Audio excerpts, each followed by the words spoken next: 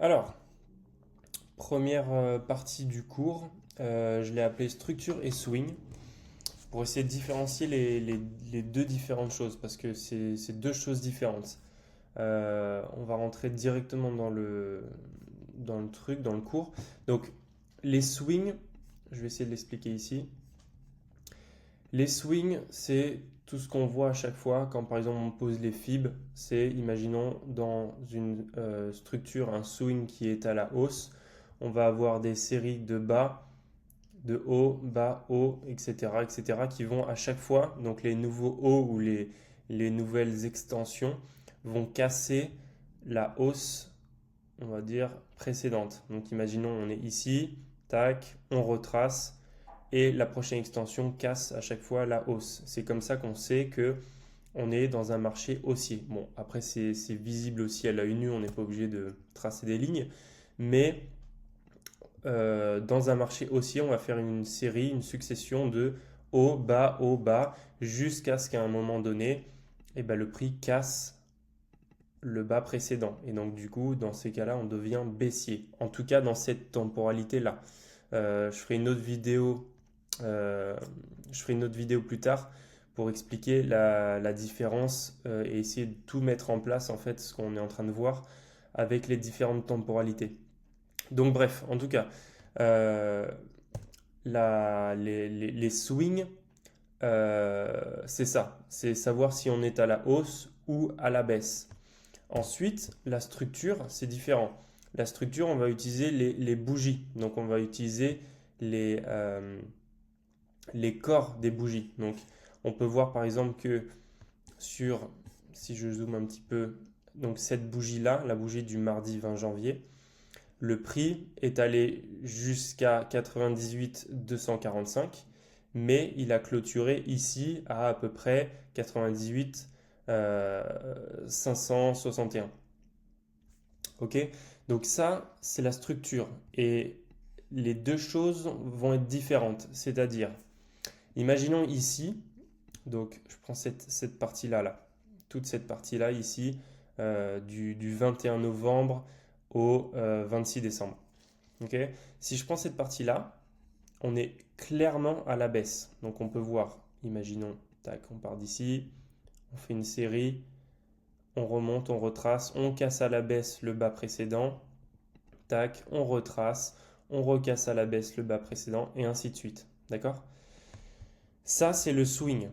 Maintenant, la structure, elle est à chaque fois ici. Donc imaginons, on part de ce point-là, on descend, on retrace, on recasse à la baisse. Donc le point de structure, il n'est pas tout en haut ici, en haut de la mèche, il est ici.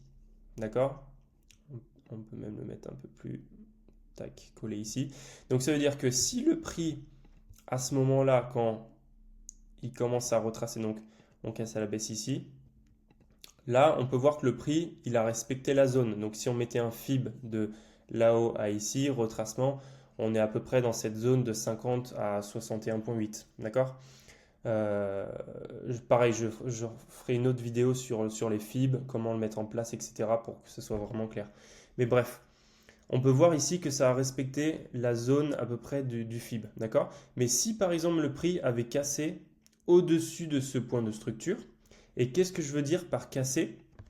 C'est pas juste la mèche qui serait allée au-dessus, c'est vraiment la bougie. Si la bougie, elle casse à la hausse, donc elle clôture à la hausse au-dessus ici, et ben on serait passé à la hausse. On serait passé bullish, comme on appelle ça, bullish, donc à la hausse, haussier, comme vous voulez l'appeler.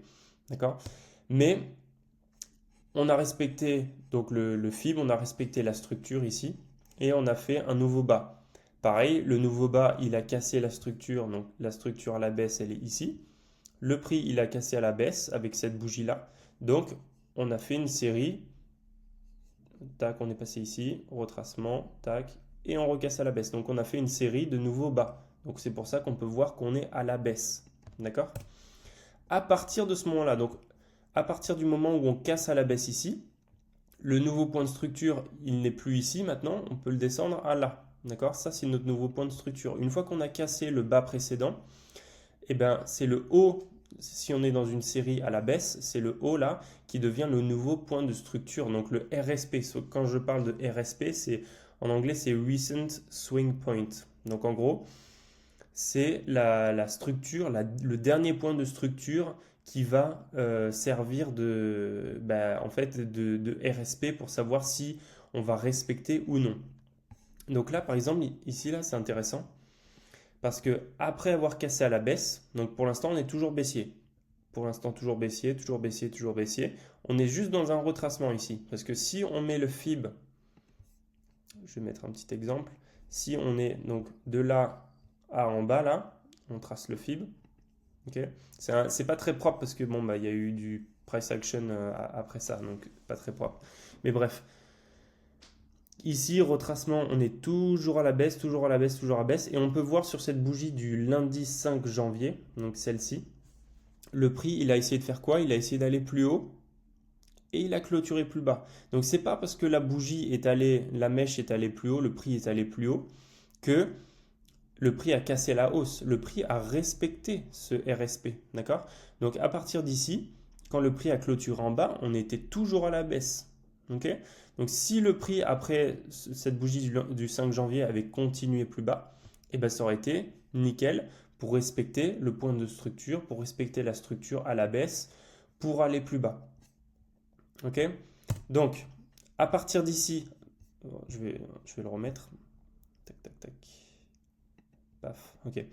Donc le dernier point de structure, il est toujours ici, d'accord? Donc sur cette bougie comme du lundi 5 janvier, comme on a vu, le prix n'a pas cassé à la hausse. Par contre, 2 jours après, qu'est-ce qui s'est passé?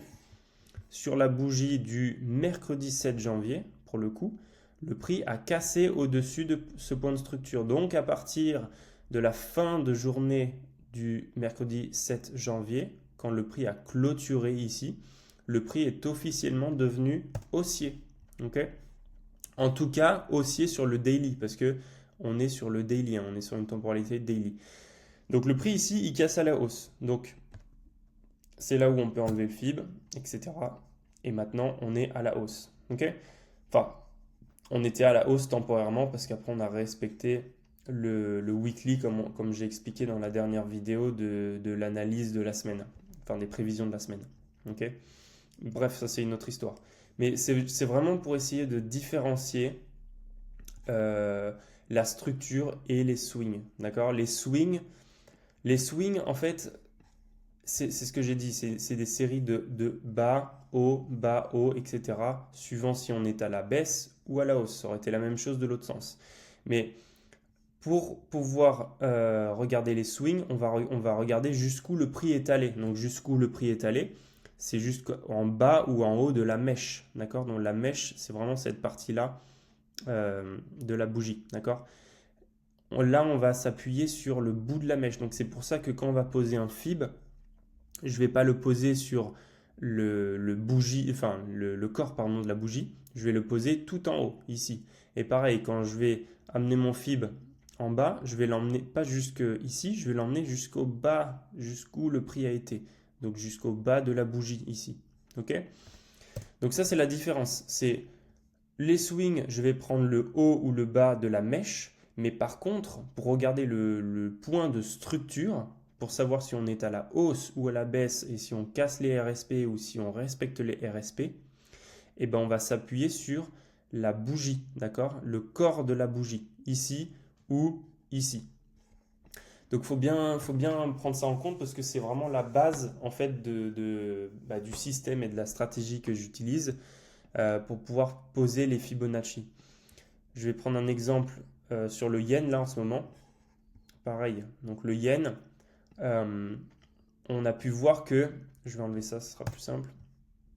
Le dernier swing qu'on a fait, il est parti du haut de la mèche ici jusqu'en bas de la mèche ici. Et pourquoi? Parce qu'on est à la baisse, d'accord? De toute façon, on est clairement à la baisse depuis super longtemps sur le yen et c'est hyper propre parce que on peut voir qu'à chaque fois qu'il y a un swing, il respecte le RSP, il recasse à la baisse, il respecte le RSP, il recasse à la baisse et ainsi de suite, d'accord?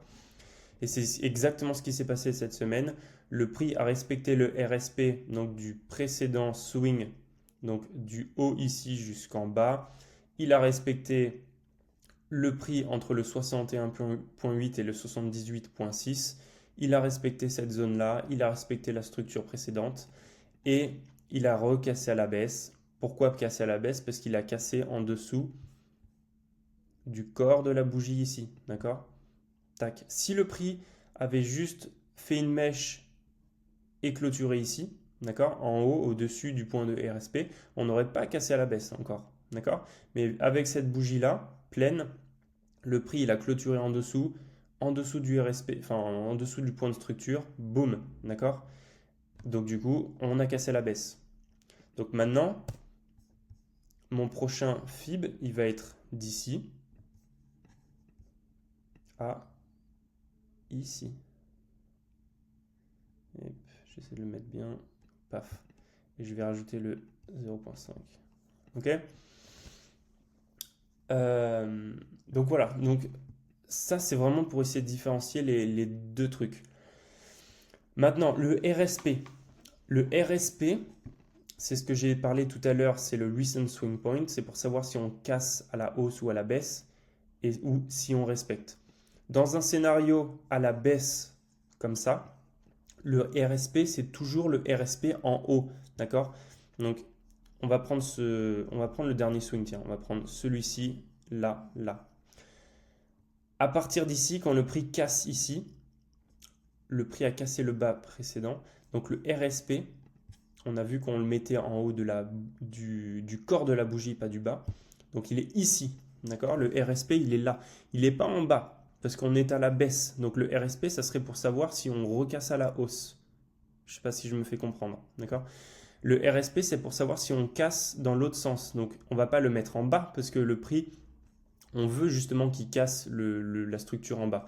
Mais par contre, on ne veut pas qu'il casse la structure en haut pour respecter le narratif baissier.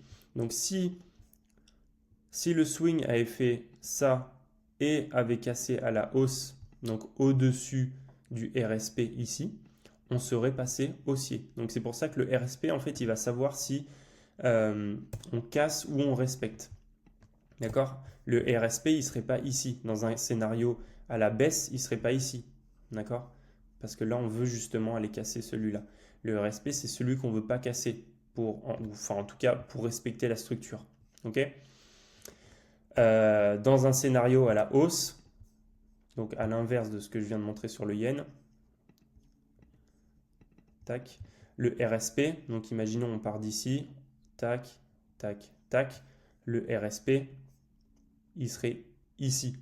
D'accord? Parce qu'on ne voudrait pas que le retracement ici casse en dessous de ce point de structure. Parce qu'on veut qu'il respecte pour pouvoir continuer à la hausse. Ok?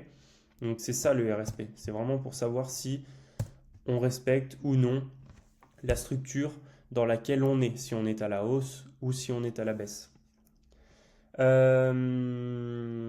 Donc c'est à peu près tout. Est-ce que je voulais rajouter quelque chose? Oui, ok. Pour les retracements. J'ai eu plusieurs questions à chaque fois sur comment placer les FIB. Parce que par exemple, imaginons dans un scénario à la hausse, des fois on va avoir des retracements qui sont super propres, comme par exemple celui-ci. Ou si je mets un Fibonacci du bas jusqu'en haut ici, hop, donc du bas jusqu'en haut, retracement dans cette zone-là qu'on aime bien, la zone, moi je l'appelle la zone bleue, enfin la zone voilà, de retracement parce que moi elle est bleue. Vous, je ne sais pas de quelle couleur elle est, mais entre le 50%, le 61,8 ou aller jusqu'au 78,6. On évite quand même qu'elle clôture en dessous du 78,6. Là, c'est quand même le pro. Même si on n'a pas cassé le RSP encore, c'est pas ce que je préfère. Moi, j'aime bien à la rigueur, que le prix essaye de passer en dessous et mèche au-dessus. Enfin, on appelle ça un wick, que le prix wick au-dessus.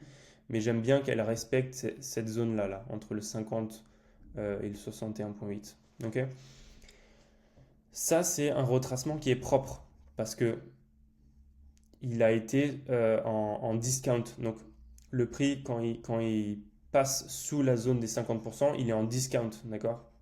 C'est ce qu'on appelle en discount. Si, de temps en temps, on ne sait pas jusqu'où en fait le prix va pour pouvoir retracer. Je m'explique. Imaginons ça là, si on avait un retracement comme ça.